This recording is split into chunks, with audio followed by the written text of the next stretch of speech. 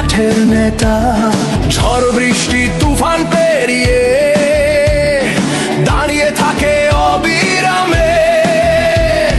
চোখে স্বপন, মনে সাহস, জনতার এক নাম।